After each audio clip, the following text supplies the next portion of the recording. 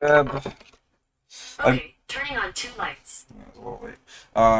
I ended up buying a 4K capture box, but I got a mini HDMI instead of micro HDMI cable, so I messed that up. I'm just looking for my Modbus adapter that I put together so that I can change the values because I haven't had a chance to mess with any of these. Uh,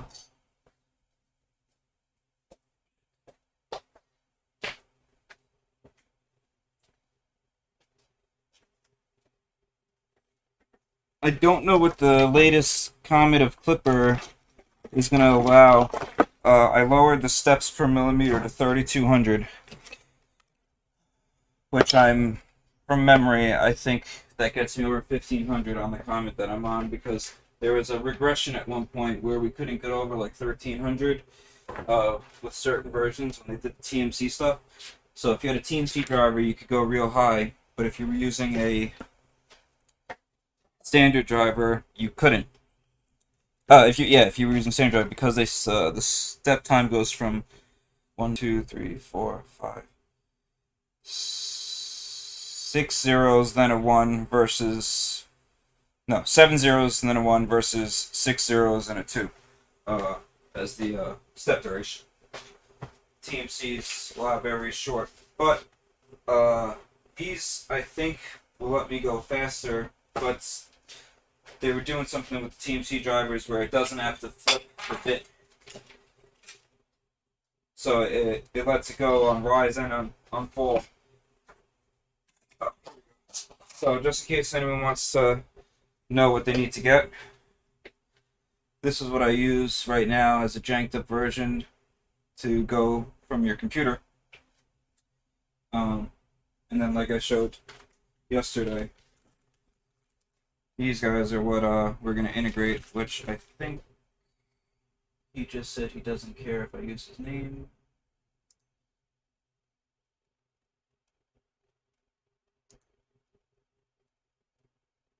Yeah, he just wanted to make sure he doesn't overstep his roof. So Daleguard is out in the open. He's helping out with this stuff, which is awesome. We'll have that integration working.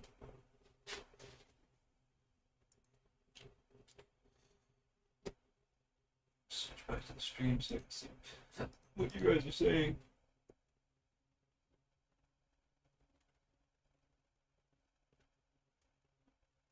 Oh, you couldn't hear me?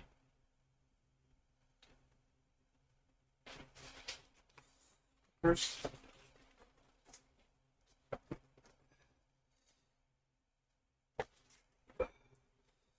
So this will be about 2 minutes for me to. Oh, I stepped on this.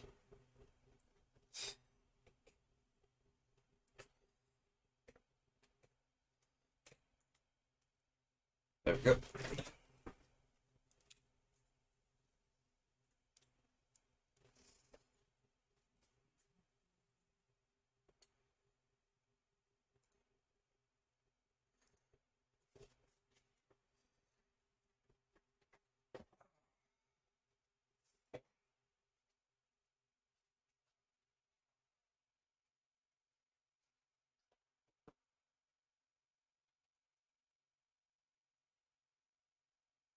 I think I have another USB extension, so I can put the laptop down further away.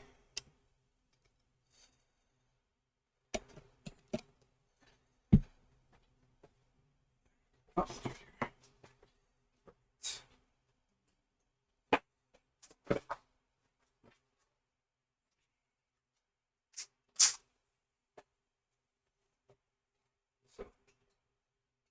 This one is the harder one to get to.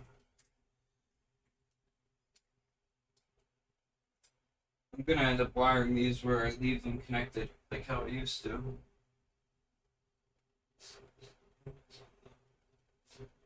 Right. Yes. First drive one.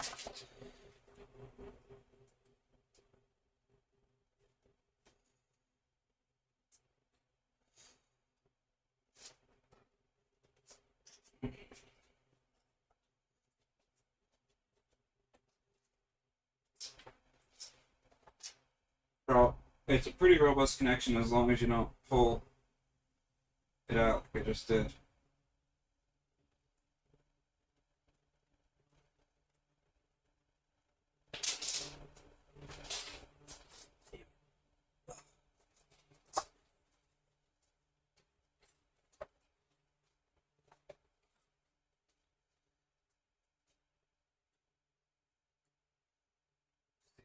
Back up.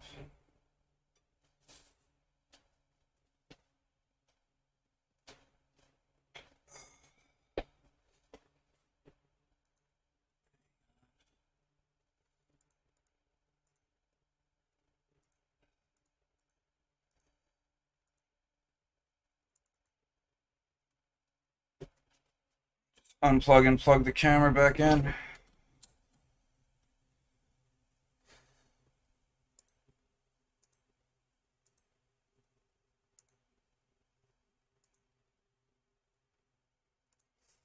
Okay.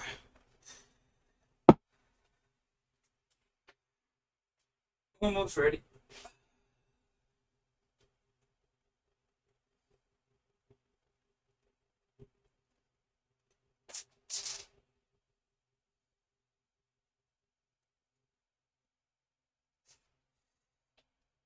Should put barrels on this, but lazy.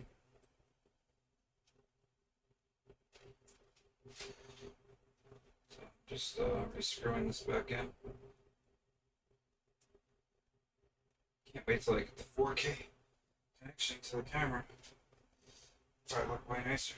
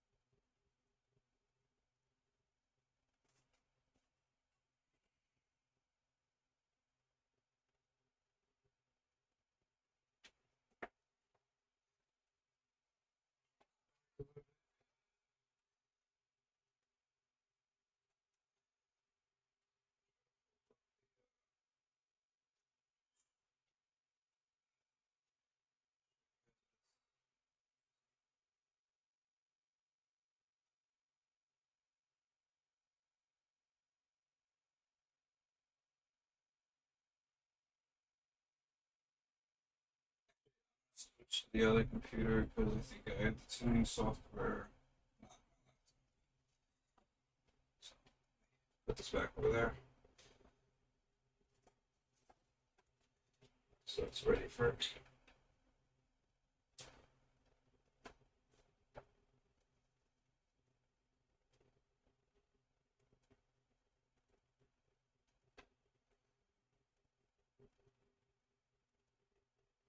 Pretty good. Okay.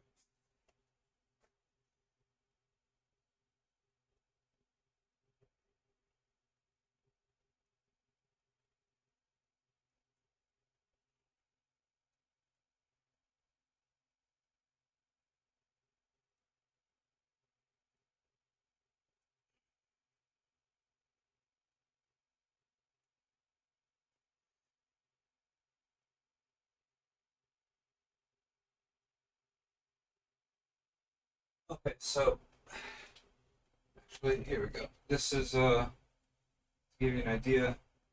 These are the main primers I'm only playing with right now. Just a but I just wanted to see that I have all the anti-vibration loops off. Photo resolution is 16,384. 70% closed loop current, holding current. So 40%. In closed loop mode. I just have them on self-tuning mode. So that there's not any these aren't like tweaked or anything that no one's gonna do on their own. Filter time is set to 1000 nanoseconds, and I'm gonna basically just be turning off faults, and that's the only thing I'm gonna do right now. So,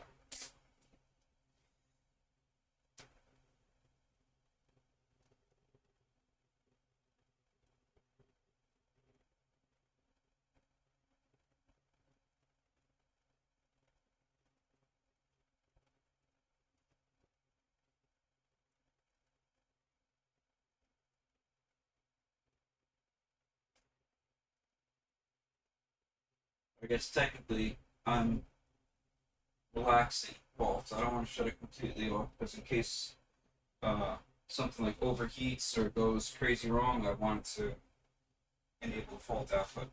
So I am cutting the fault tolerance, doubling the fault tolerance, and shutting off the error output. So it will still disable if something really bad happens, but it's not going to. It shouldn't mess up the test.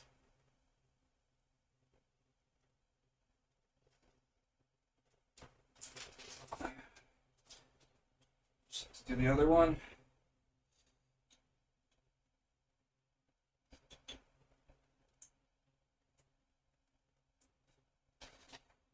That's why I really need to make another cable that goes from one to the other, because then you can just have one.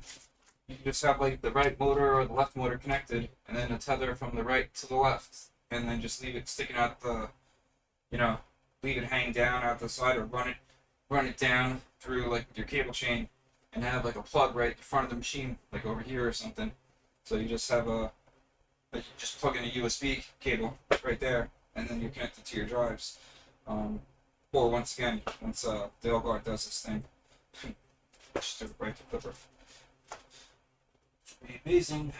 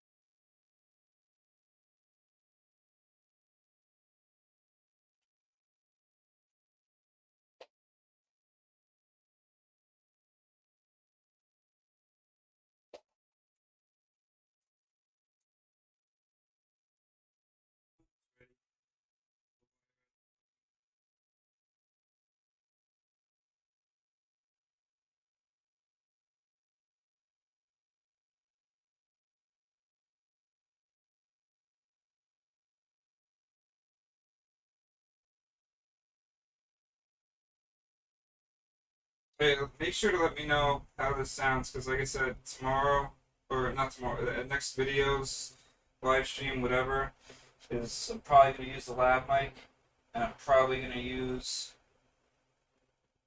that, and I'm definitely going to use that 4K,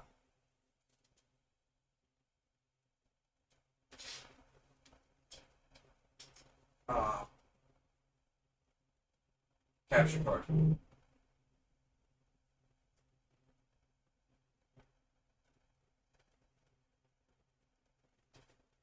me see what he just messaged me.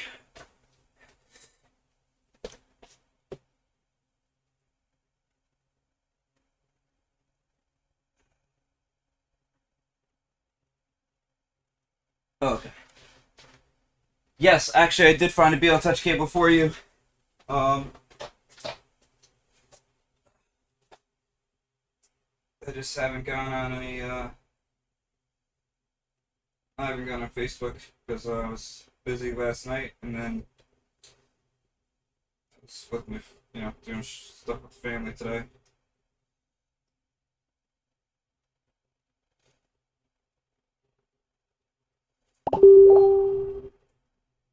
Should have done this before the stream, but I wanted to show you guys me connected to them.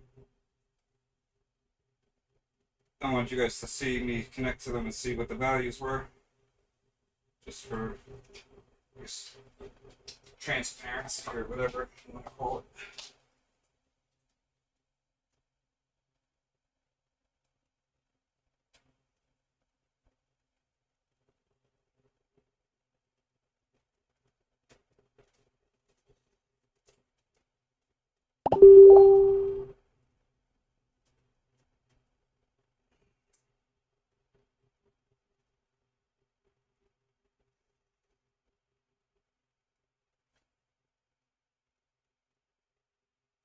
Okay, I think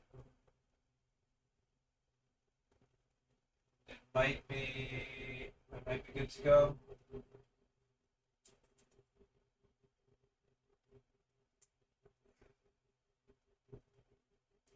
Just verify that it wrote.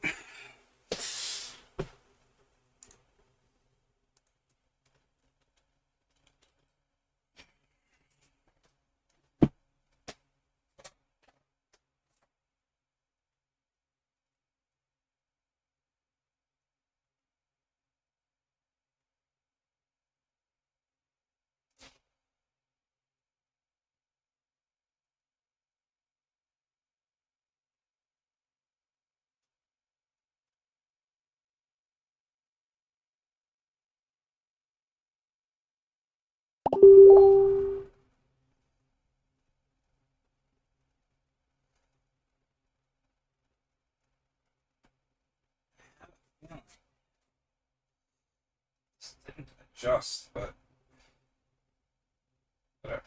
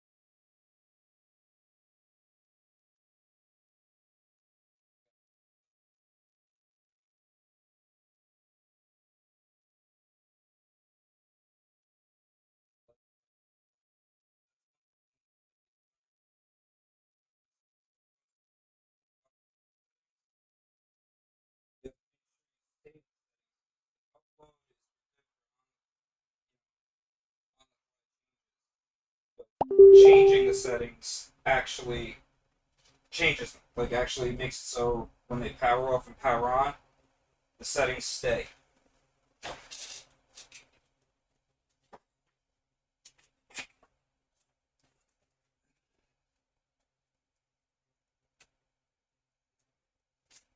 So, we're good to go.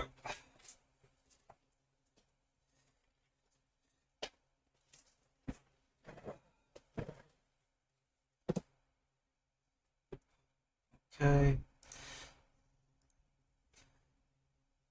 So, you guys want me to do the same print again that killed it yesterday?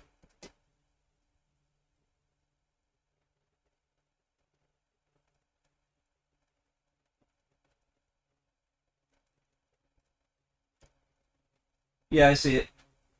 Okay, so you guys want me to do the uh, same prints, or, and max velocity is set to 2000, the acceleration defaults to 50,000 is what I have it set to, max decel I have it 25,000. I'm not going to raise that again today, and I guess that's how I'm going to leave that.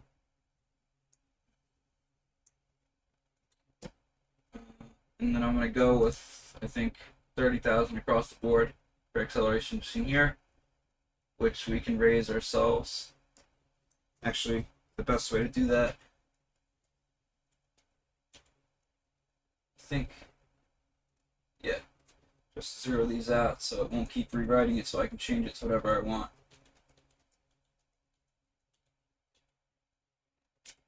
Except for first layer, I'll leave that at 10,000.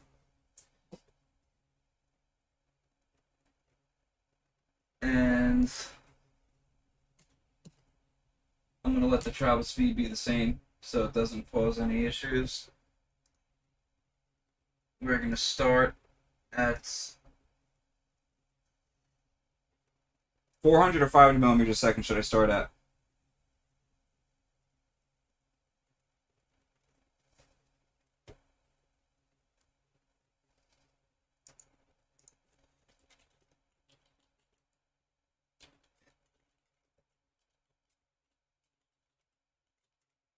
Oh, we start heating the bed.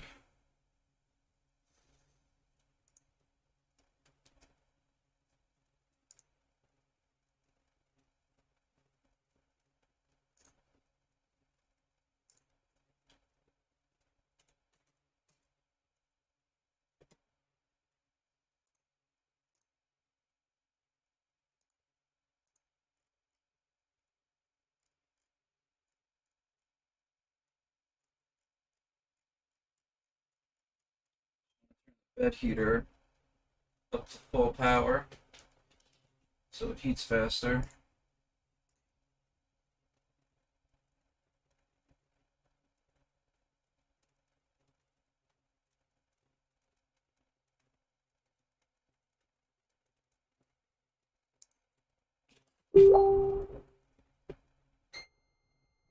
Okay.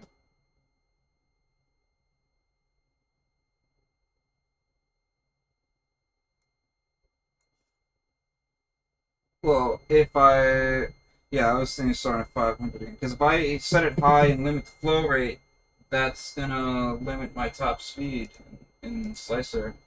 Um, that's why I was just doing a 0.1 layer height, even though this is a filled filament.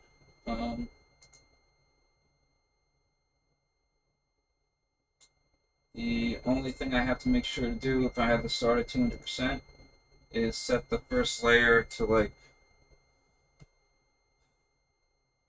50, so it actually does it at 100.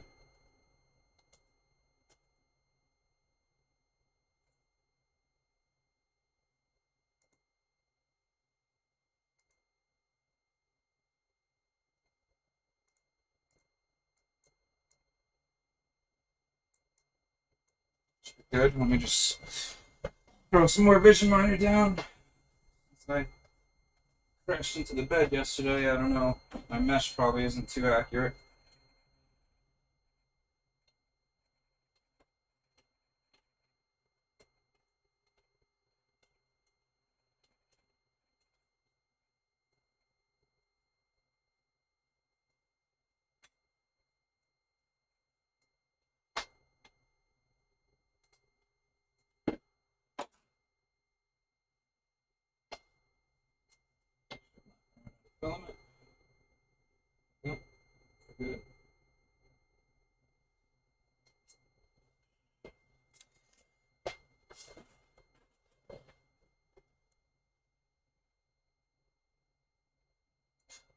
Oh,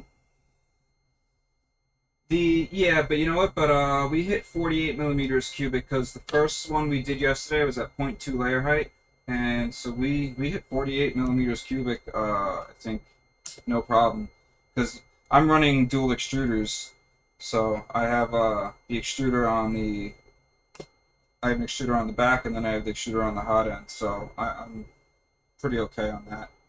I can crank the temperature a little bit too if we need.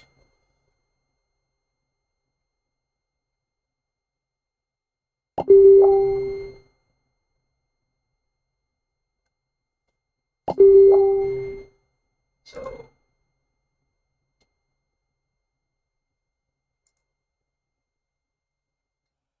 alright. So up to temperature. Start the print.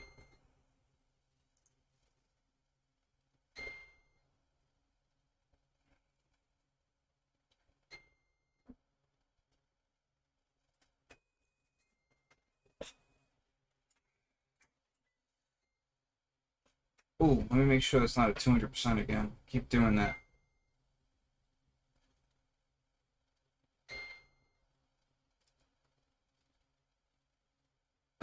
That 200% speed factor thing is not cool when it's trying to home, and it's already homing at 500 millimeters a second.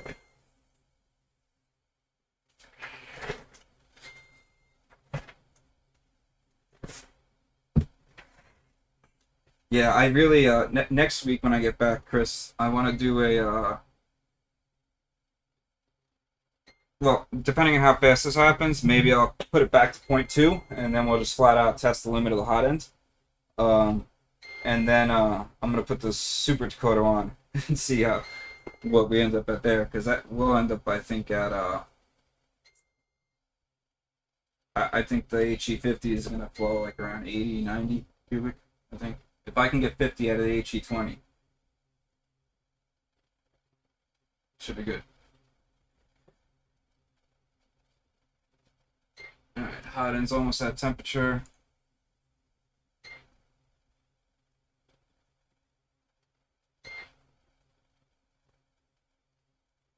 Fuck it. A few more drops of oh, I gotta get out of the habit of cursing.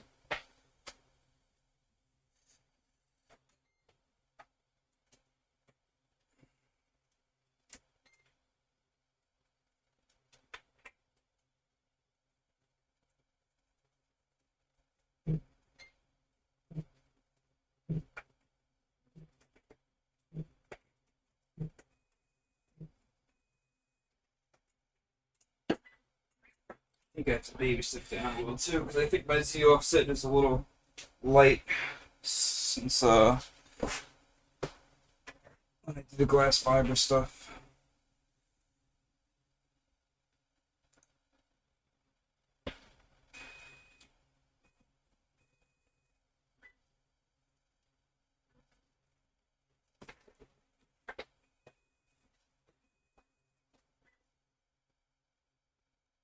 Oh, right.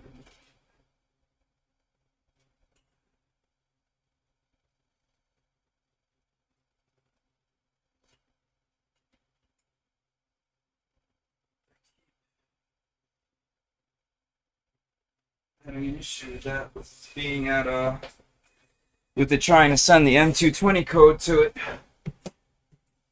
and then it doesn't want to do the home. So let's see if it shouldn't send the M220 now until the first layer, I think.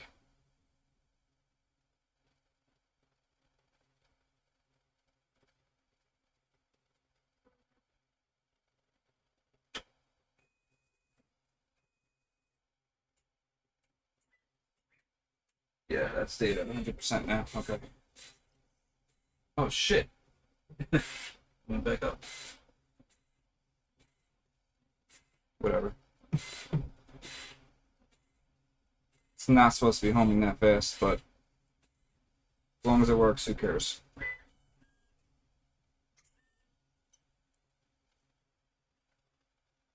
That's something that I really got a message like Kevin O'Connor about, because I think That's almost like an emergency update that Klipper needs. Really should not apply speed multipliers to homing moves. I can't believe I've never realized it before. But that can cause some really bad things to happen. Because especially when you do a script like this, it sets 200% right away. Which is why I set it to 20, I think, 50 millimeters a second, so it's only going at 100 right now. But for a homing move, if you already home fast like I do, that's just homed at 1,000 millimeters a second, like an idiot. For the tramming. But more importantly, the dangerous part is the Z moving, trying to move at 32 millimeters a second with a multi-MCU homing. You're not supposed to go over 10, so that was 3 times what is supposed to be the max.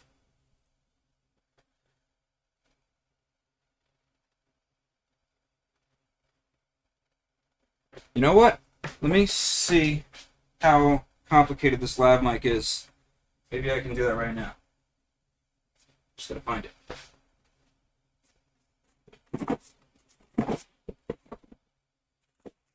Yeah, I got a Boya wireless lav mic.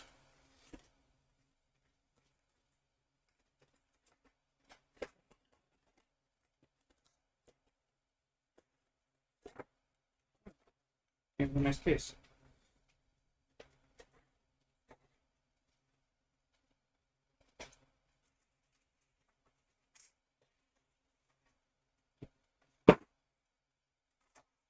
Got batteries for it. Yeah, that'll have to be in the next video, but I bought these wireless ones, so I will do that for the next one. I mean, if I put this on directional and aim it at the printer, it's pretty good.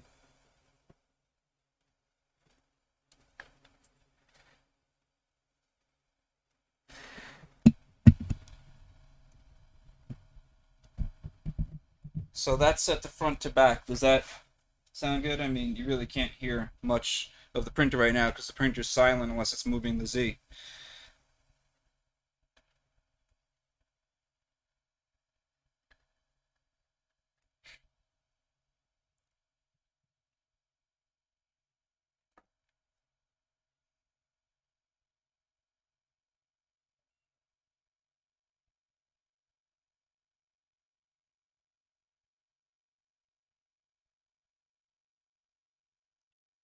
So here, to give you guys a better idea. So, this is an iPhone recording. You hear my voice here, how loud it is.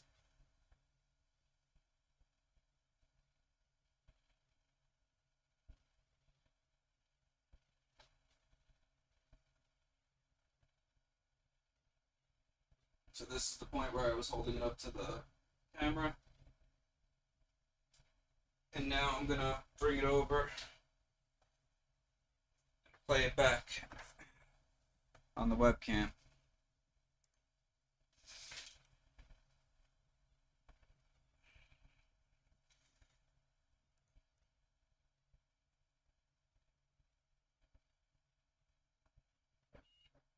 So to give you guys an idea, my voice here, how loud it is. You guys a better idea. So how loud this is. The mic's right over here. You hear my voice here, how loud it is.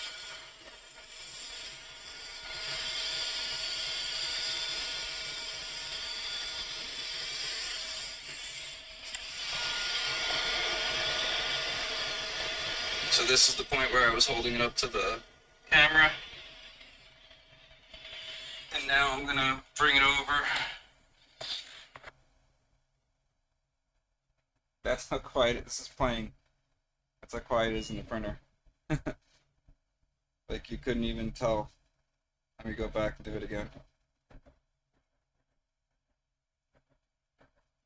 Because now it's...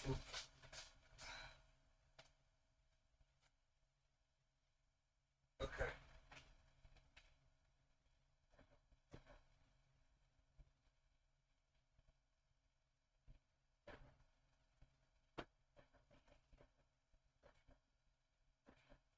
only sound is the Z. Oh, here you go. Here's fast.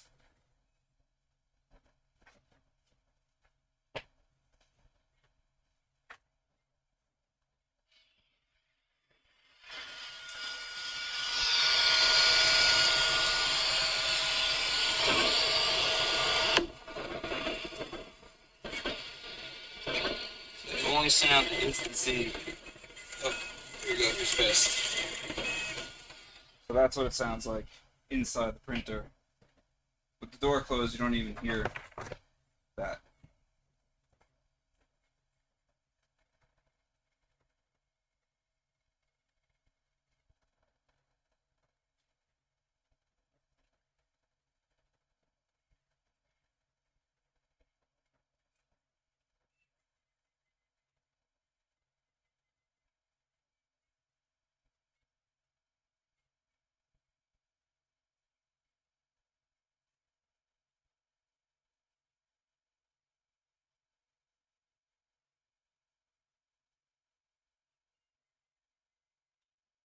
Okay. I didn't realize it's sick.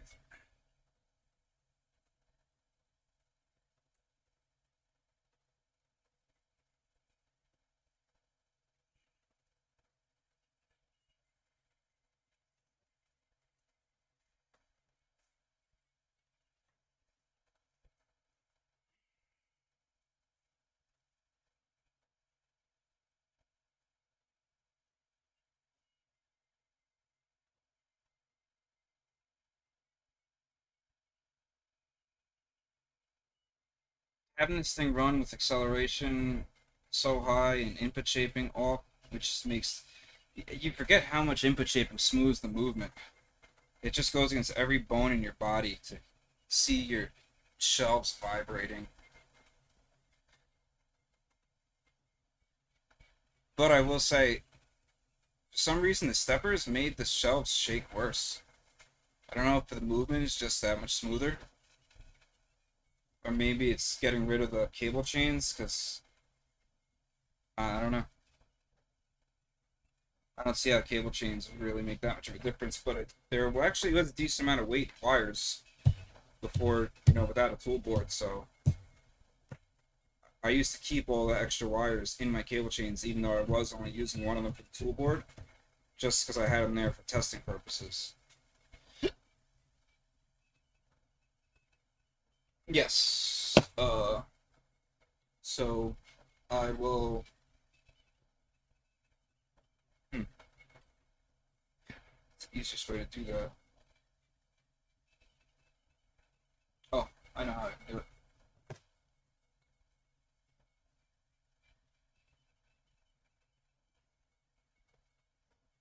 Take a video on my phone, and then I'll play it back on my phone app.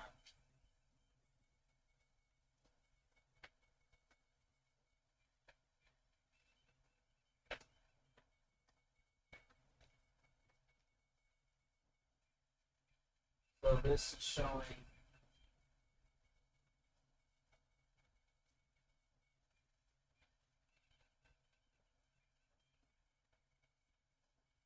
Basically how they run it. This one is set up nicely.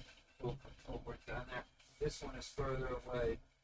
So set up Toolboard there, and the filament runs down to this one. I need to design a mount that mounts the back of my dry box. But that's all. Just real simple.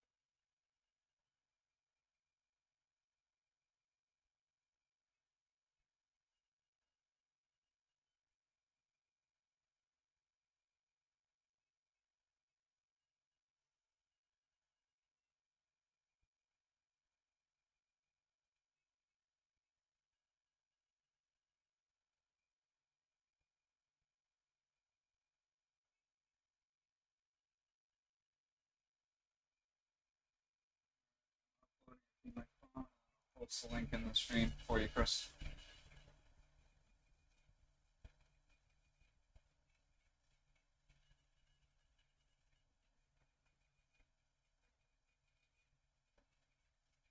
So we're currently, I think we're pretty much where we were.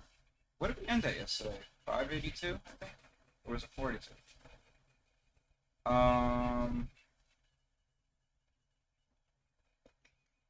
The model for the IGUS chain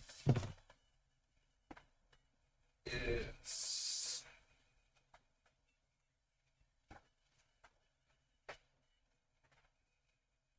question. Why I posted it for someone. Looking for my spool right now so I can get. Oh, here it is.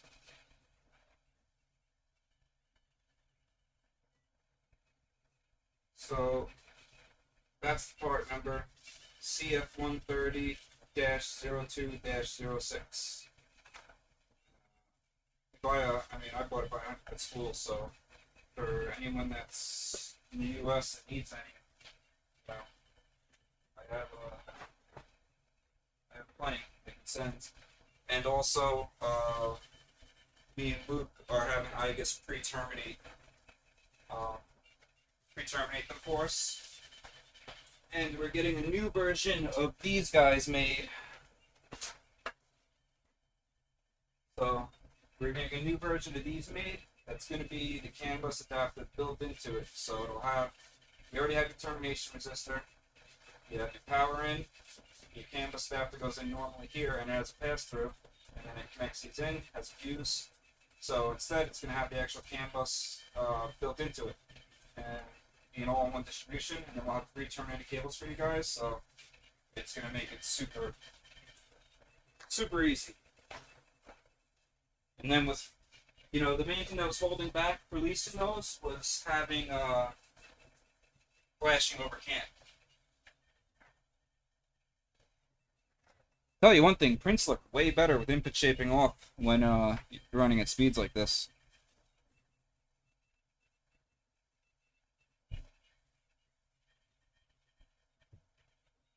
Well, that one currently needs the adapter, but the new one's not going to need the adapter. That's the cable for CAN bus. The cable for the servos is a different one. It's a 6-pin. Oh, wait a minute. Actually, let me double check that. I might be full of shit. That is the servo one. I'm sorry. That is the 6-wire one. So the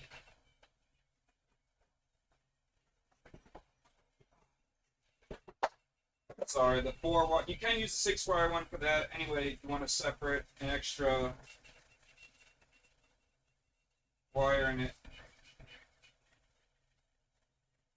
So this stuff is, the other one is, I'll just send it to you because it's not going to, but it's 20 gauge 4-wire. The other one that you want to use for tool boards, but you can use that 6-wire. That 6-wire 24 gauge, and it's rated at 5 amps per conductor if you're using all of them for power. But since we're only using 2 of them for power, it's really no problem. This 5 amps at 24 volts will get you 120 watts. So 250 watt heaters and a motor, you're good. Because you're only going to run 100 watts of heat for initial heat up. Even right now, my extruder heaters are probably averaging like 30%, 40%.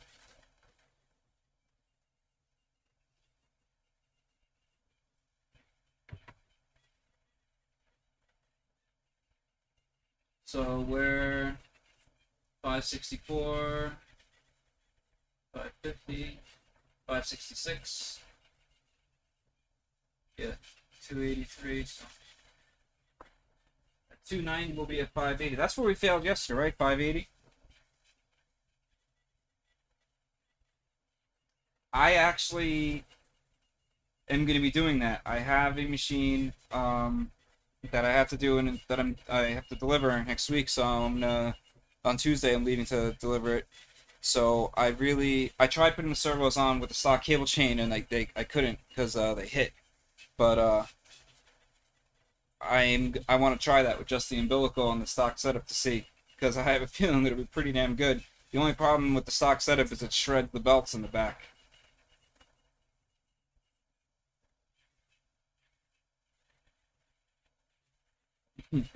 Actually, Daleguard is he's testing them with the Ender 3. It would actually help anything. But yeah, pressure advance I think I forgot to turn off, so I didn't turn that off. I'll turn that off right now. Just to make sure that doesn't.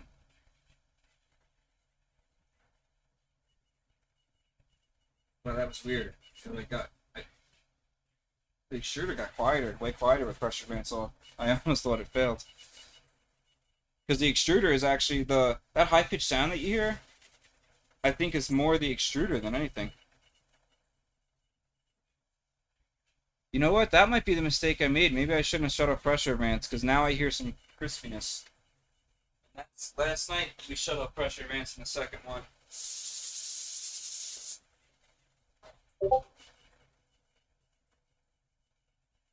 No, actually the print looks good. I think it's my cables clicking because the zip tie fell down. It shook the zip tie loose. That holds my cables to the extruder.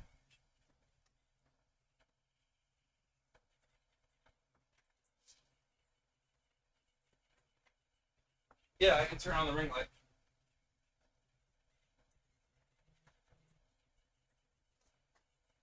Better?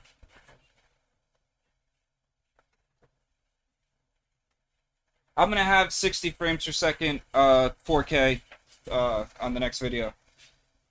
I bought an Elgato HD 60 Plus. I was almost gonna buy the Camlink 4K, but that one only did 30 frames per second at 4K. This one does 60 frames per second at 4K, or I think it does 240 at 720p, which my camera, it's a pretty good DSLR. It's the M200, and I think it does 240 frames per second at 720p, and I think it might do 120 at 1080p. So that might be the way to go, do 120, but even just full 60 frames per second will be good. It's crazy though, in person when you look at it, it almost like makes your vision like blur.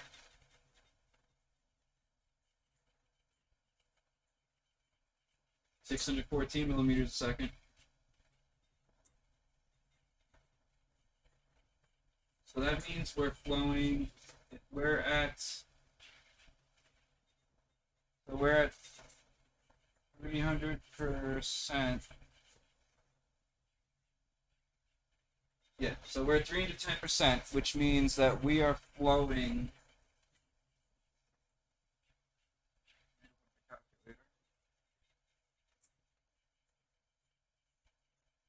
So sorry, I just gotta check this for a second.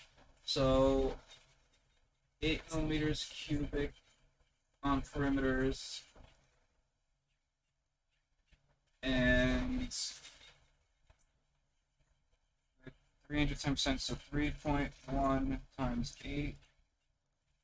So we're only at 24.8 millimeters cubic right now, I think. And that matches up because it just showed 23.8, it's showing 23.8, 23.4, so that's pretty much where it's supposed to be. So we're at 632 millimeters a second right now. Yep, just popping up at 632 on there too. So we know acceleration's still fine. And not for nothing, that thing looks pretty damn good.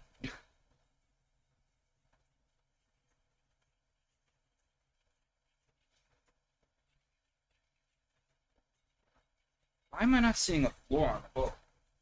Stop extruding?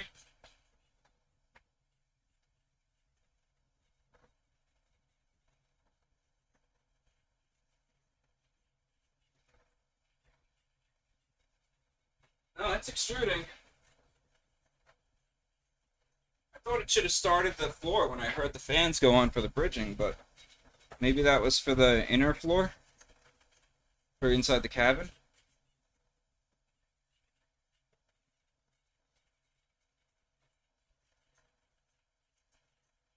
Uh, yeah, actually, well, the spool's in that spool holder. But you know what? I can pull out for a second to.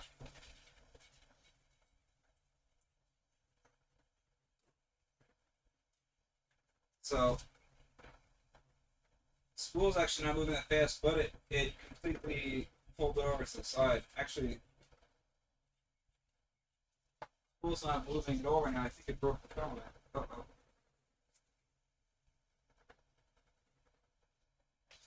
Oh, there we go. Spool just went flying.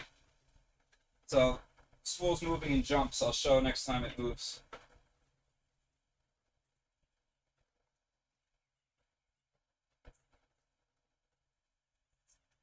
Because it messed the rollers up.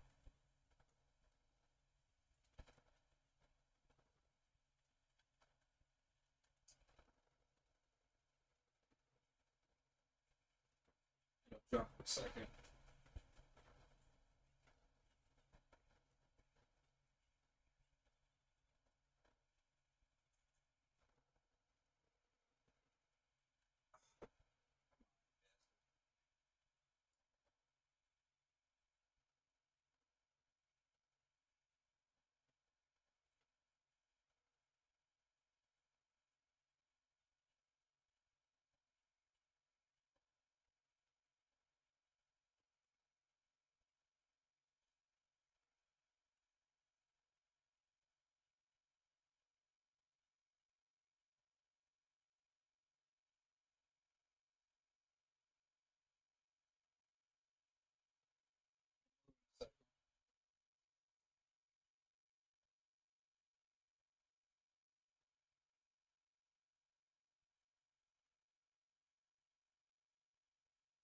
And then it does the perimeters. There you go. It keeps pulling it like a full roll at a time. I guess it's because when it does pull, it pulls it fast enough that it just does that.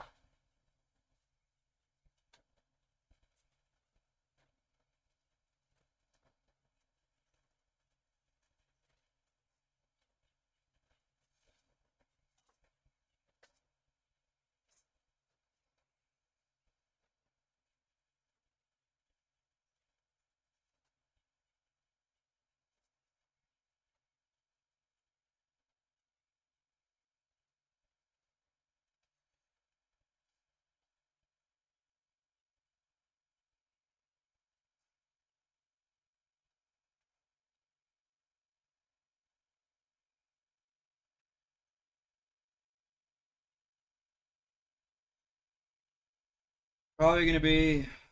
Oh, they're definitely not gonna be $300 a pair because I'm losing money. Um, I'm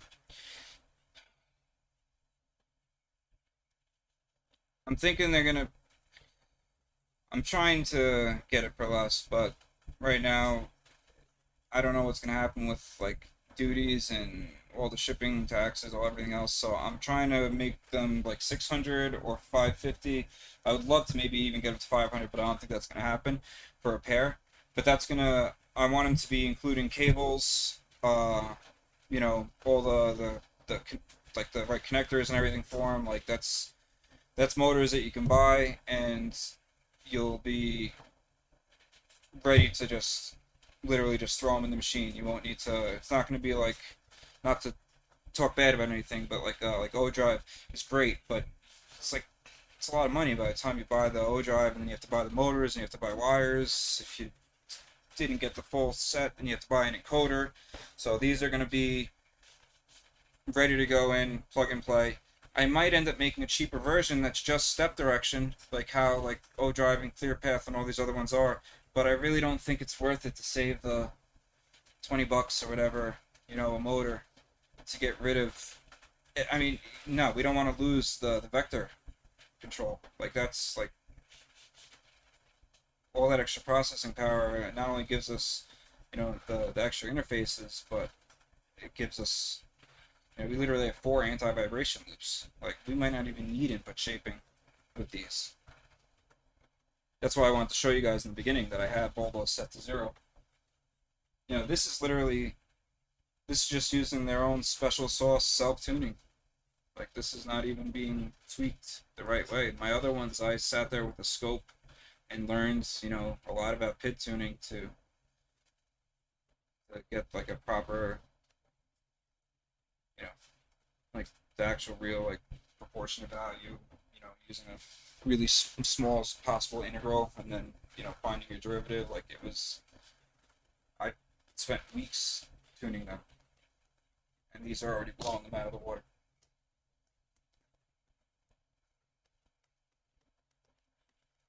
That's what I mean. And the technique is, once again, it's a great product, but it's not a 3D printing product. I wanted to finally make something. The only thing we have that's 3D printing products is our hot ends. Other than that, everything about 3D printers is repurposed. I mean, even Bondtech gears, they're great, but I mean, not for nothing. They've been using those for welders forever.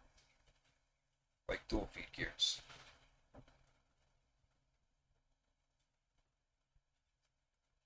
We use computer fans. We use just regular machine bearings. Tool steel aluminum for a plate. Regular heater. Just there's nothing that's custom. Like that bamboo company is the first company that I see that's doing some actual innovation, which I'm super happy that they're doing. It sucks they beat me to the punch because I wanted to be like the first guy to actually really innovate in a long time.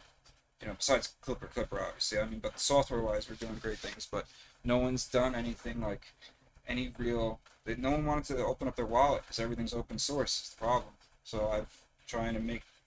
Hopefully, it doesn't backfire, and I don't get screwed by some Chinese company ripping me off. But I've been trying to keep everything open source and just get paid for my support and consulting. And if it fails, I open up a construction. Go back to doing what I did for my whole life, and I'll be alright. And at least I'll came out with some cool stuff. Hopefully it works out though.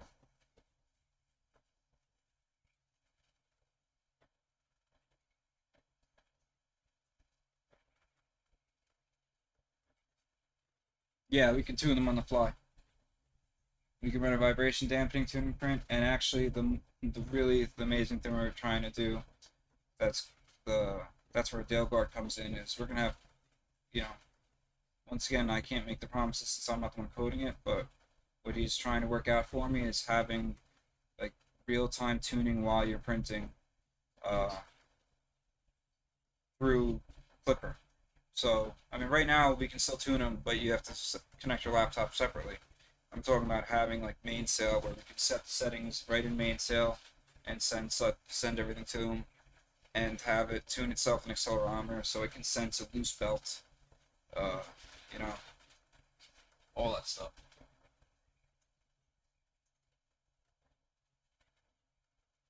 Almost seems like it's getting quiet. Oh, I have the door closed, that's why. Why is it so quiet? So what speed are we at right now?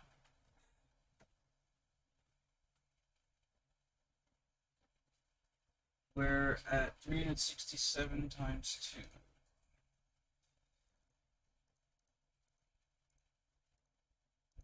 734 millimeters a second is what it should be hitting. I think it's starting to accelerate and drops. Oh, I just saw 731 on the screen. Okay. That's because I've only seen like 650. 738, I just saw 740, 738, 742. Yeah. I mean, I think if someone wants to do the math real quick, the ringing tower should definitely be able to hit over 1,000 millimeters a second to 30,000 acceleration, because at 25K, we were on a 40 millimeter cube. At 20, I think at 25K or 30K, you can hit 500 millimeters a second at 10 millimeters. So we have like 100 millimeters or more to hit that. So effectively, we should be able to hit 1,000 millimeters a second in 20 millimeters. So we should be good. Our limit shouldn't be acceleration. On the bench sheet, will be, maybe. I don't know if you guys want me to open the door again so you can hear how loud it is. But I think the picture looks pretty good through the door, actually.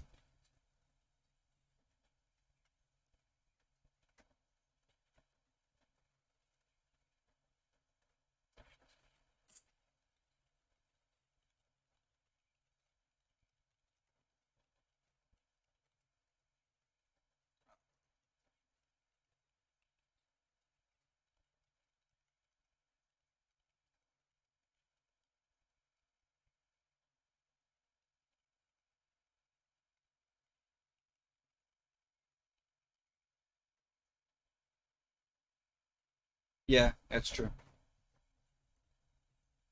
I couldn't close it last night because I had the camera too close, and I didn't want to take the chance of moving it away and having everything fall apart. Today I had the cable, the USB cable connected much better. 3DX Tech ASA carbon fiber.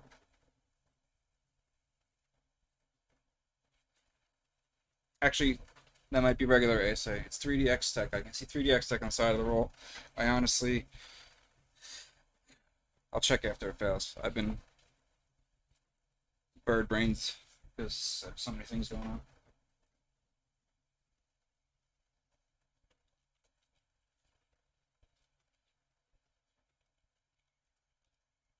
Shameless plug. I sell 3DX Tech on advanced3dprinting.com. I have like 200 kilograms coming in. I mean, right now I still have a bunch in stock, but I almost never run out. I always keep ASA carbon fiber, glass fiber ABS, a bunch of different regular ASA colors, um, high temperature nylon carbon fiber, regular nylon carbon fiber, and 30% glass fiber nylon as well. And then I also have KVP. But any patrons can get 10% off, or actually, let me put a coupon in here too. And then I also, I mean, some patrons are, they have pretty high discounts, because anyone with donuts, so I always get discounts too.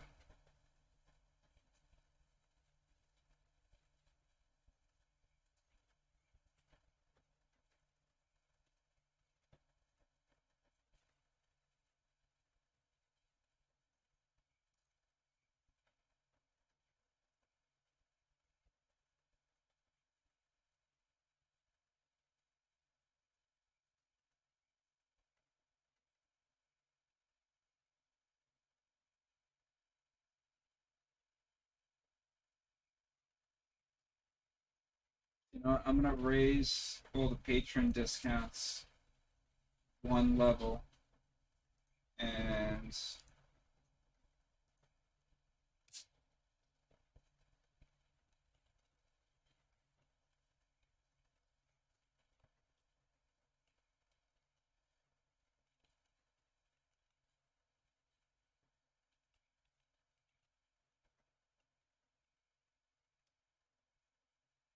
oh, I spelled my own website wrong.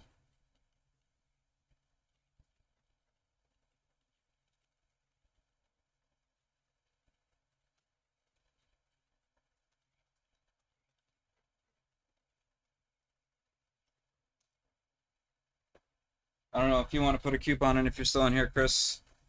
My streams are very unpopular. It won't cost you much money. 802, just said. I think we might get, yeah, we're gonna hit 1,000 millimeters a second, I think.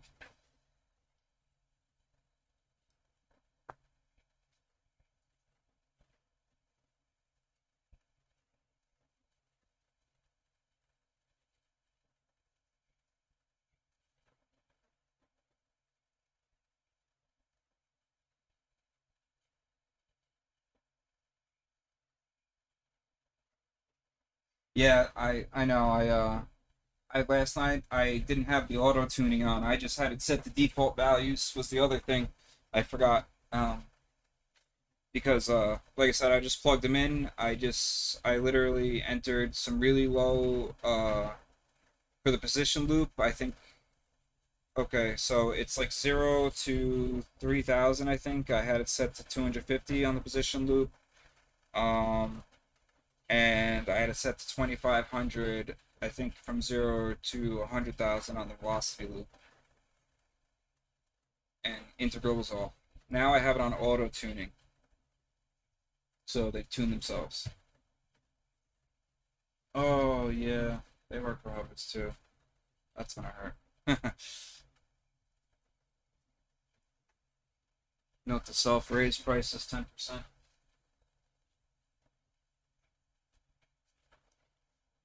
lost my bait. Oh. Let's see if that.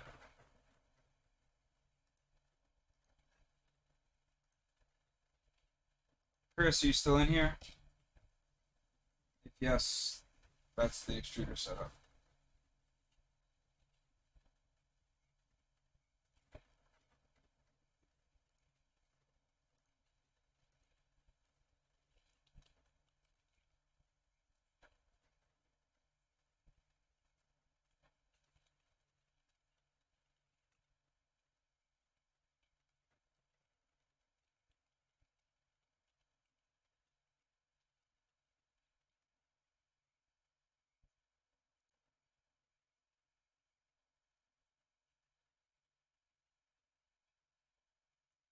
Yeah, look at the 838 it's sitting right now. It's hard to tell. It's even going faster, honestly. The only way you can really, it's 840, 712, 840.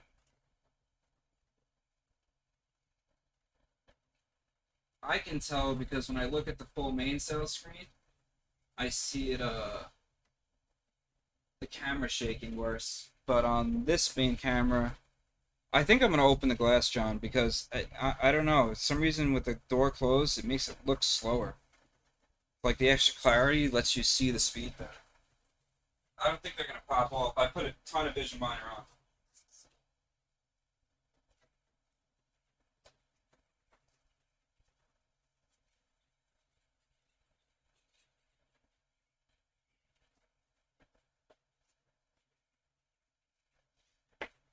For some reason with the door open, you can see the speed better. See? It's weird.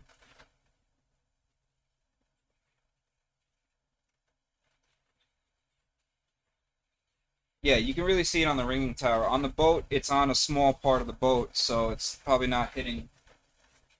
It's only hitting like 484 on the boat right now. Most parts of it. It's on the small little cabin and in the bow. It's on the small part of the bow. But on the ringing tower, it's hitting 856.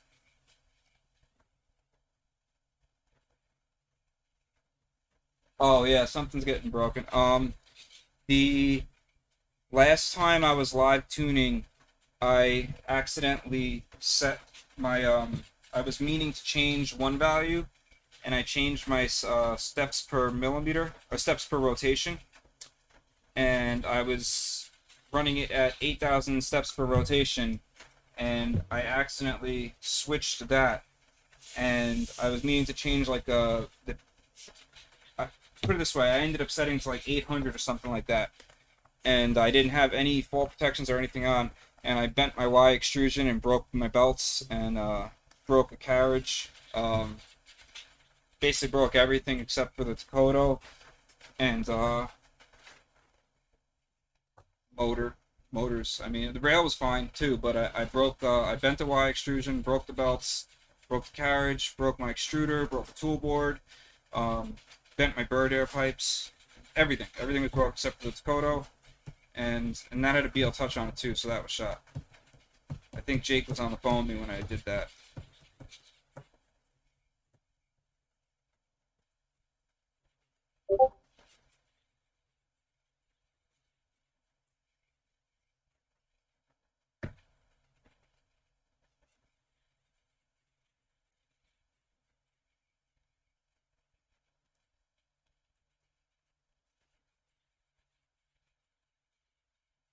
I'll tell you one thing, I am really impressed with the quality at this speed.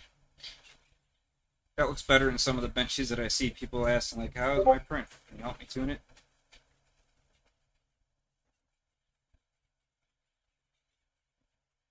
I feel like a dirtbag saying that, but it's true. Yeah, it sucked.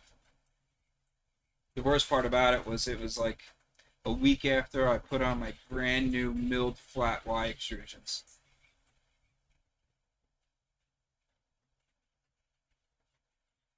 Because obviously when I put the servos on, I was like, oh, let me change my extrusions. Do it all at the same time. You know, being lazy slash efficient.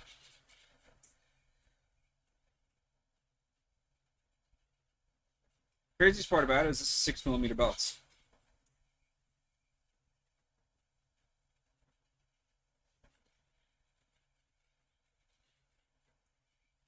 Something's coming loose or snapping, not on the part, on the printer. Here's something. Let me see.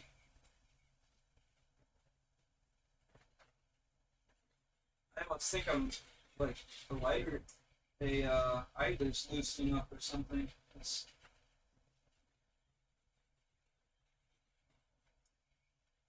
nothing I'm gonna do about it now, but.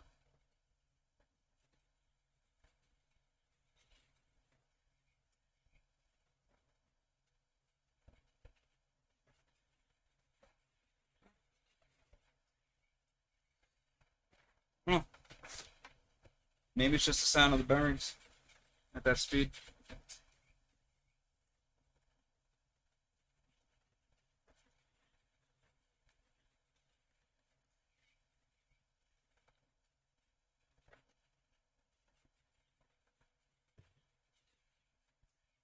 Up in the.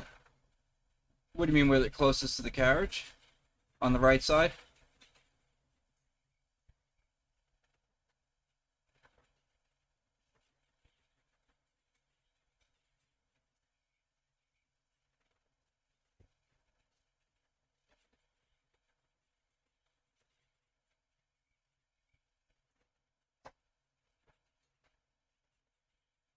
Belts could be slipping on the ties, but the carriage is one billet block, so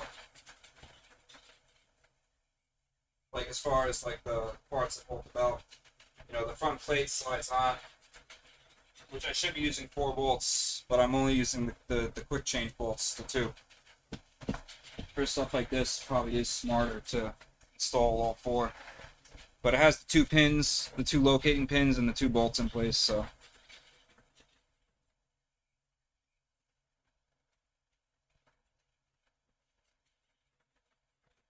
But I think I did kind of see what you were talking about.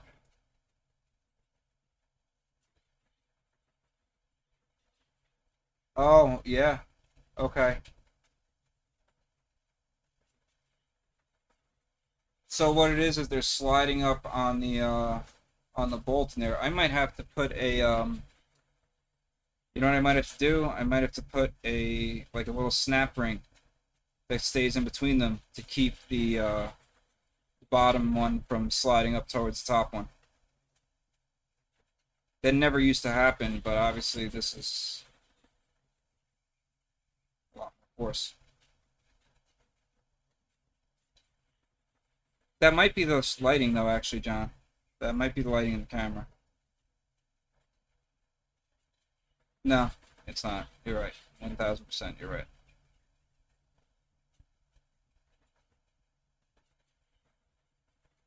That's crazy. As the delay is, so I'm like saying stuff at the same time reading it. I can't tell if it's the camera. I don't know. I'll have to measure it when it's done.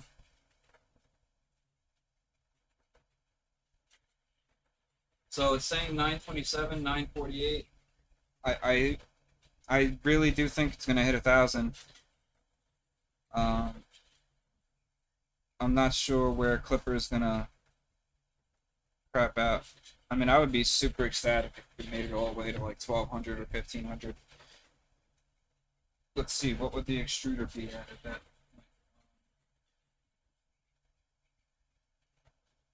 So I might have to raise the acceleration soon. If you guys want me to raise the acceleration, I'm cool with that. Just let me know.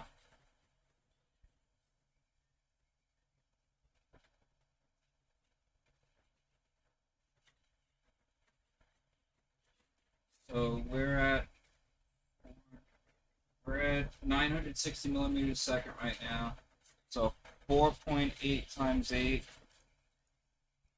We're hitting 38.4 millimeters cubic, which, like I said, it shouldn't be. With a 0.4 nozzle, you should have no problem hitting 50 millimeters cubic on a print like this because it's not sustaining. It's one thing if you sit there and try to extrude 100 millimeters at 10 millimeters a second linear. It's another thing if it's doing little spurts. it's not running its buffer out. It's the easiest way to put it. Alright, since no one really voted on this one, and it's not going to screw anyone, I'm going to raise the, I'm going to do it. So,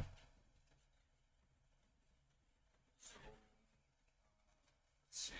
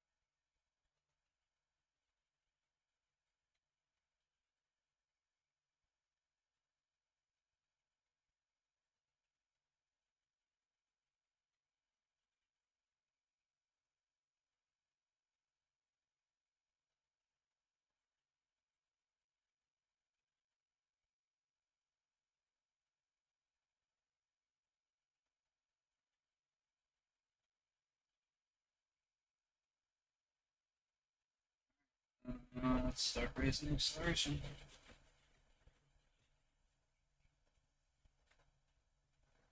Okay.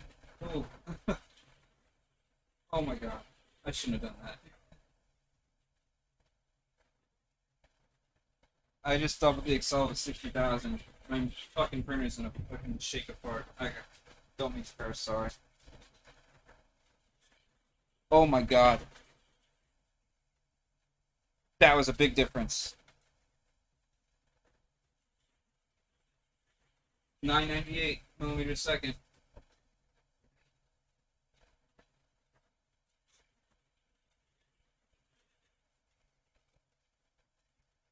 Dude, you guys gotta hear what this sounds like.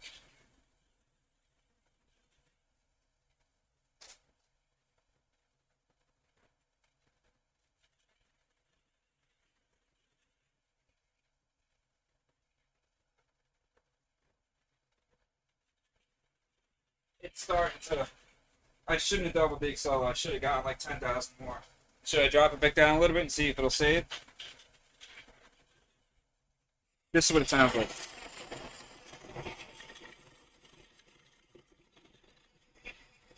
Sounds like a horse skeleton.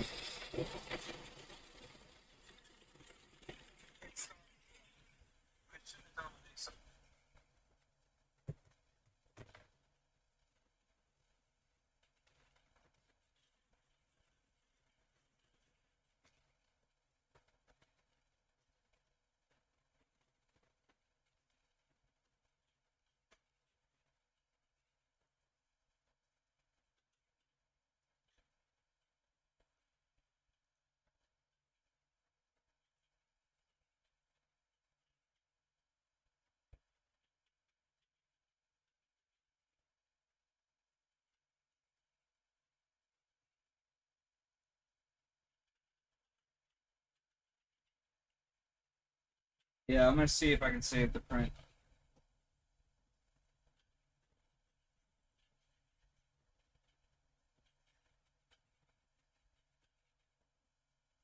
Ah, damn it. I shouldn't have doubled the accel. Well, that hit, I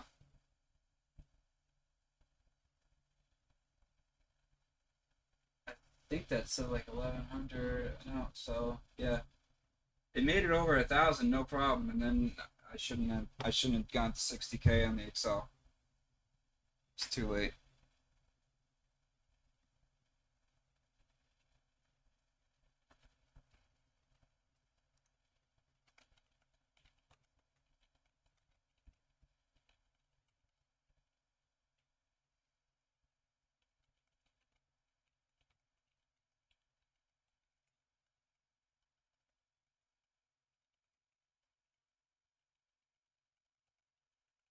Safety thing I'm working on, which I didn't want to completely disable it because it's also there in case something gets super hot or if something goes wrong, which These things aren't, they're like warm, but they're not, let me grab my temp gun and see what they actually are.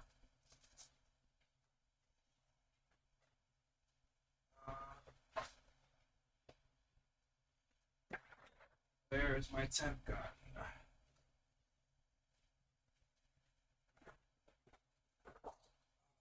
It might be in my trunk from my last trip, unless it's over here.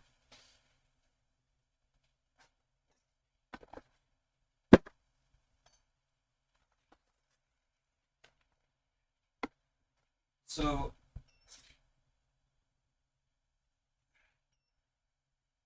the extruder is only at 90 because I have the dual extruders.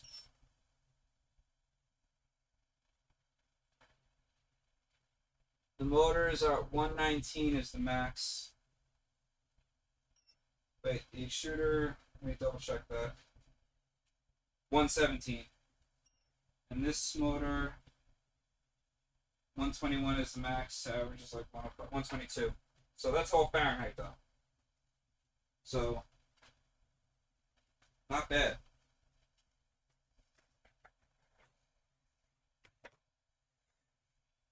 Oh, I can go way higher than 60K, just not at not printing at 1,000 millimeters a second. I think what happens is if you have pressure advance off and input shaping off, the extruder just could not keep up because the print head was moving no problem.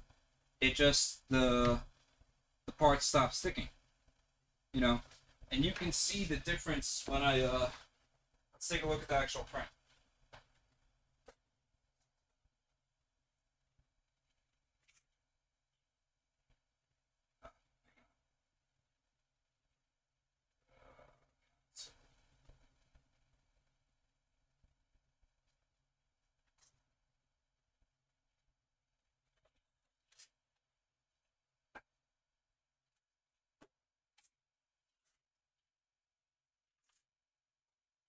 So, stand behind so I can see what I'm showing you guys. Oh man, tripped over it. 1 second.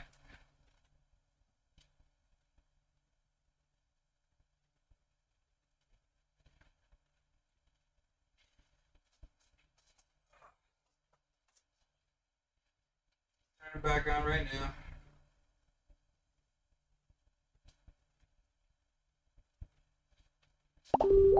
Okay, so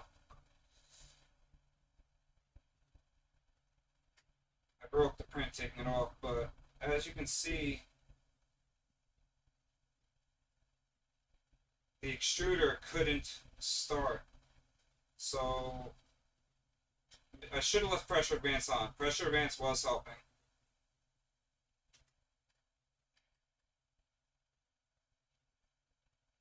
Honestly, right around like 800 something, the print was doing really nice. But once again, I think that's all the extruder. But the crazy part is the actual motion isn't that hard. Like, isn't that hardly pretty on point? Oh, the boat was doing decent, except this it couldn't. See, that's it. It couldn't keep up with a solid, infill going at full speed. And I probably actually, you know what? I probably didn't have many top layers on, because I set it to 0 infill for this, and I lowered the top layers. So I gotta check to see. But not that bad for those speeds. Like this wall is solid. This top, so that's what it was. The extrusion limits, because it could keep up on this infill, but on these long runs, it ran out of steam at that speed. And then I guess we need pressure advance. So I probably have to lower the smooth time pressure advance next time I try to do this. And it's crazy. So at 30K accel, it was no problem. As soon as I went higher on it, this fused together.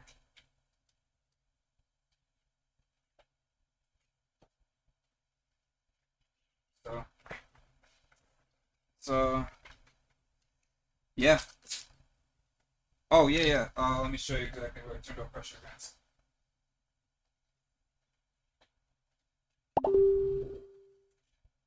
Right there. So, pressure advance does its thing, and I think we need to keep it. I can see how the gap got way smaller too. I feel like if I had pressure advance on, this would have stayed perfect. Um, Input shaping, I think, was off the entire time too.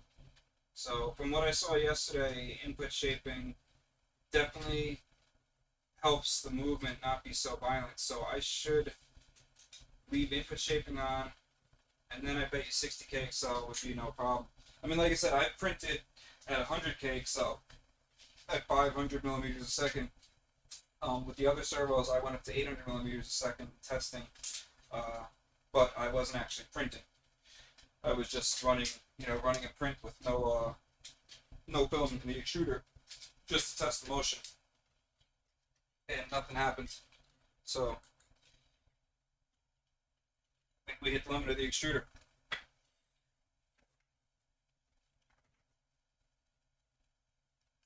You guys want me to do it again real quick with and leave I guess I'll start at a higher speed.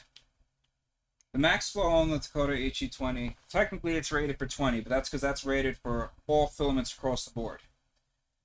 So that's why it's called an HE20. But in reality, it's solid at like 35. You know, that's, and I've gone up, you know, in the 40s depending on the filaments. Filled filaments, the higher the fill, the lower. Nylon, you know, stuff like that can get a little lower, but TPU, regular ABS, you're gonna flow like crazy. Or regular, even just plain nylon, plain PC with no fills, you can flow a lot. So, you know what? Ooh, this is the first time I remembered to do this. I'm gonna set the Prince multiplier, speed multiplier back to 100, so that I don't shoot anything into my bed. And I'm going to restart clipper. I'm going to try this. I'm going to start at, I guess, so I'm going to go to 50,000. Yeah. No. I'm going to stick with 60,000 accel. I'm going to leave pressure advance and input shaping on. And I'm going to start at 600 or 800. Oh, started at like 750. Yeah, I mean, it's, you know, honestly, like I said, it's, put it this way, it flows more than a Mosquito Magnum, but it's trying to be safe with what you rate it for. The real purpose of the HE20 is that it's titanium filament path. You can print. I was blowing through mosquitoes and dragons, but you can print whatever you want with and you're not gonna hurt anything. So yeah, I'm gonna start at okay, so I'll start at 750, like John said, which that would be.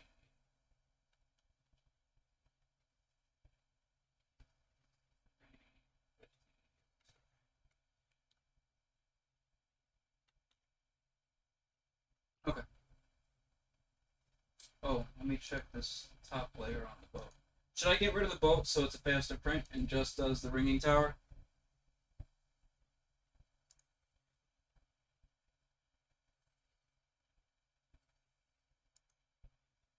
I think so, yeah.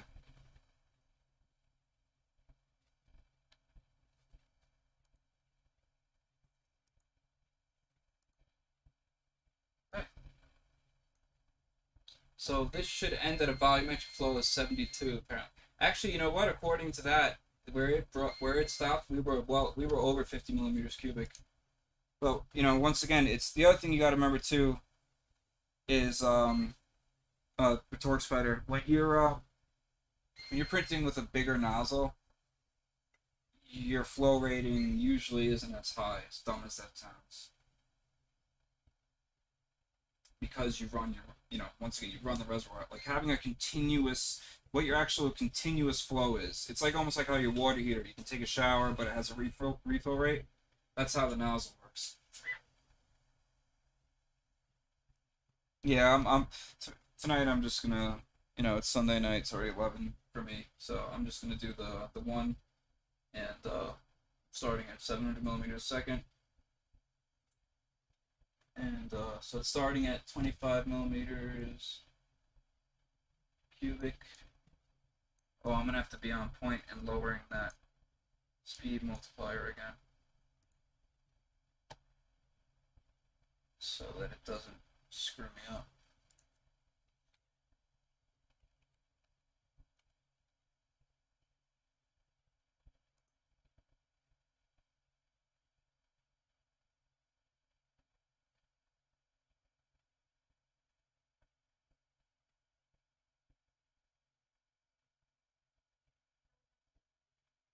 I should have raised the temperature on the extruder too. I'm gonna do that for this one. I'm gonna raise it to 260. It was at 250.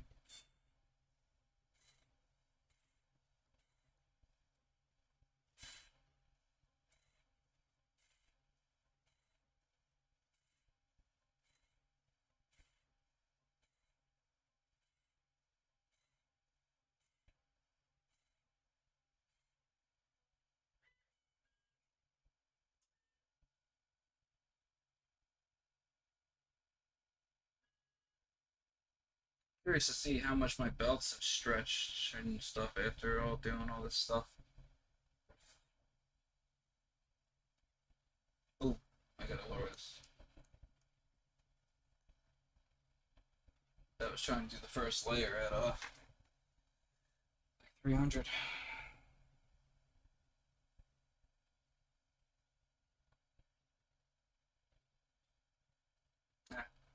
I'll let it do the first layer at like 150.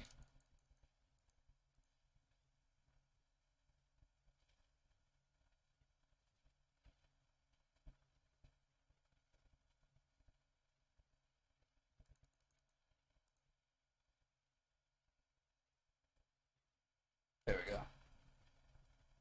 140. That's good enough.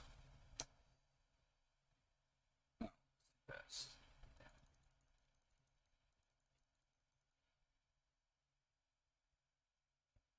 There we go. Okay.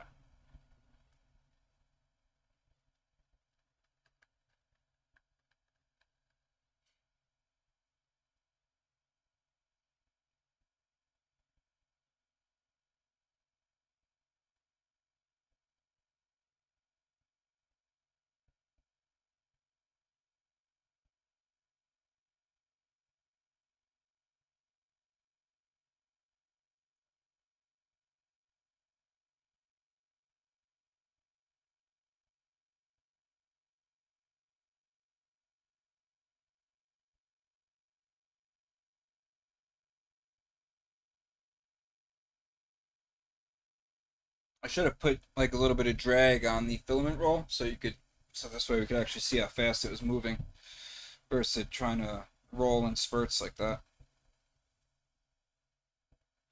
No, I tune the belts with a weight.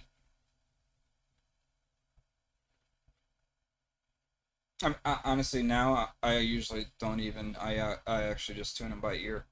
But guitar tuner is a decent way, but it's better. I like actually tuning them with a weight. You print a little, a little weight. You can put a line on them. You can make sure they're perfectly even on both sides. And with Core XY, it's honestly it's not really that important what they are. It's more important that they're even. There's a decent range that's okay because the belts technically don't actually stretch. Uh, it's usually your plastic mounts yielding if it's a plastic mounted printer. But too tight is worse than too loose, I will say that.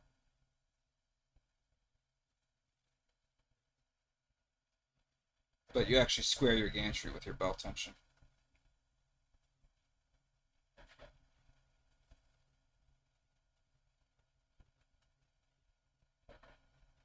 Oh yeah, it'll skew the whole gantry. I have a pretty decent video on it that shows, and I have links for the weights for the STL in the description.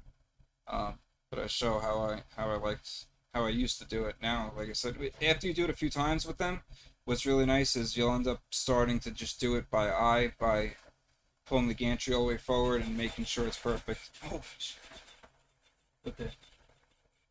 So can you tell it's got higher acceleration this time?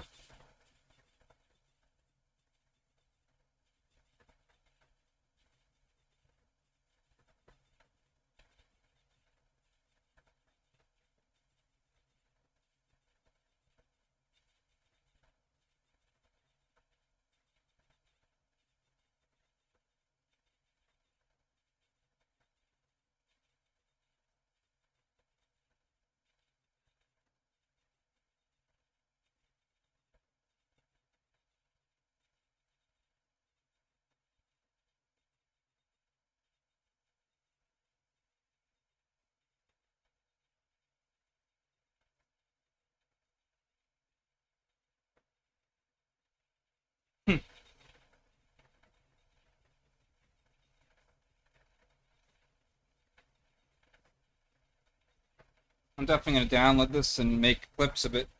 But actually, no, I'm gonna do one more. I'll do a nice video of it at like really high speed. And I wish, I don't know, if someone's really good with DaVinci or some other editor, I'll buy the pro version of it. And they want to help teach me how to use it. I'll help them with their printer.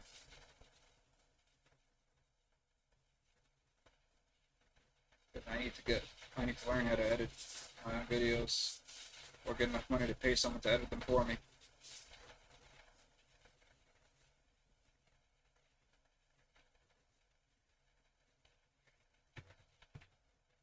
Center the camera a little better.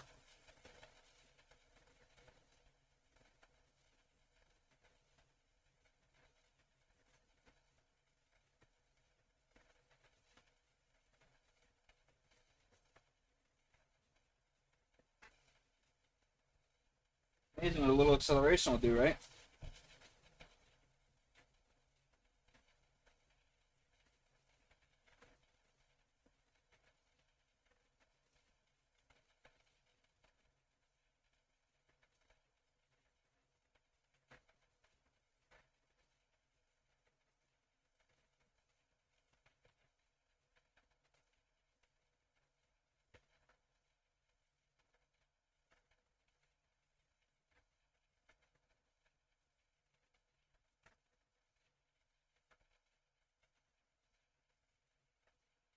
My printer probably hates me.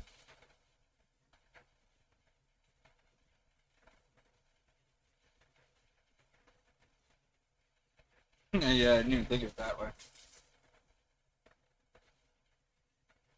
Tell you what, it, these servos, man, they love the acceleration. Just pressure advance and real high acceleration. I mean, I know from experience, the higher the acceleration, the less it relies on the pressure advance. I think the only reason that we need just a touch of pressure advance is because it helps enforce the extruder like jerk limits, kind of. Because that whole I gotta look into how they do the smooth time. I used to know how it was, but they've changed the PA smooth time so much, and the look ahead and everything. But I think it might enforce the extruder acceleration a little better. Because as soon as you turn off the pressure advance, the you just lose layer adhesion. Just the extruder just starts, I think, and I'm running dual extruders, so I really should have no issues. You know, if that's happening to me, other printers don't have a chance with a single extruder. I know it's really corner, but what I'm saying is in this situation, it's, yeah, exactly. Because it's running, it's using Hooke's law to make a pressure model. Oh, something fell off. Oh, my extruder broke.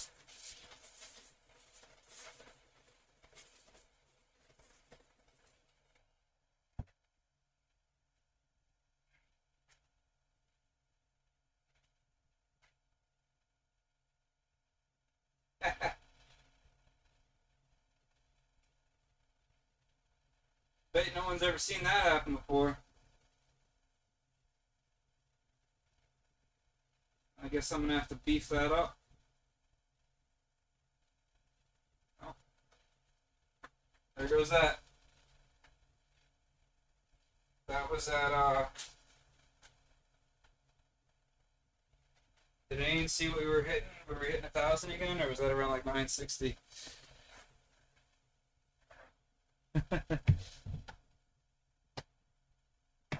That was the extruder. The carriage is, you're not breaking the carriage. I mean,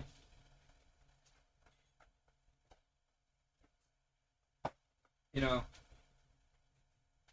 the carriage has 4 bolts. I only have 2 of them in right now, but then it has 2 pins, one each side, and then the carriage is not breaking. I mean, I have one-piece versions too, but I like the quick change, so you can just slide front off and leave your belts without having retention. Yeah, I'll make a replay of that for you guys. Actually,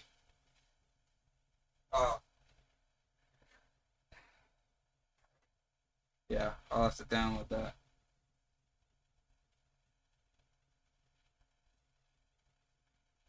Damn, I did not expect that.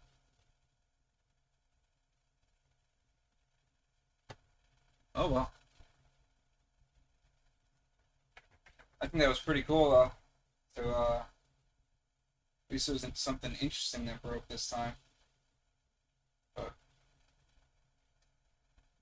let's see, well, just to show everyone where we were.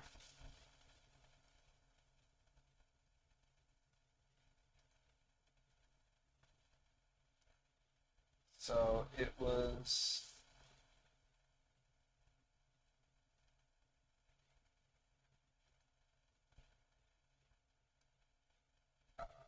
side monitor. So it's a 456. That's the speed that it hit. So that was that's that. Oh, come on, that extruder, that's the first time I've ever seen one of them break like that. I actually have an SLS housing. Chris's Tiny Machine got a couple of them made, but they didn't turn out as expected. That's, you know what it is? It's time to throw fixed extruder. That one's never breaking.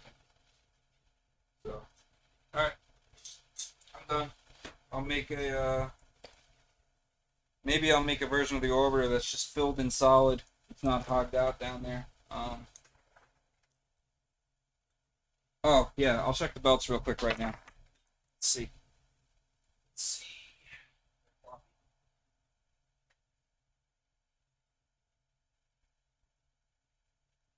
So surprisingly, the belts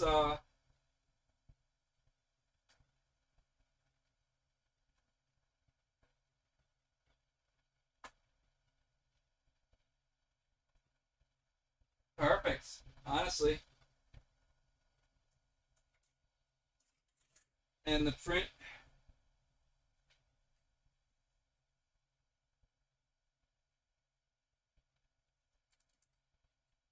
was really good too. Damn.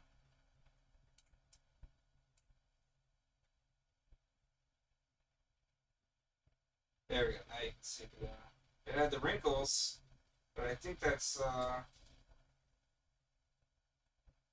wasn't really ringing though. Barely. I don't know if you call that ringing. That's more cooling. Get over that first layer.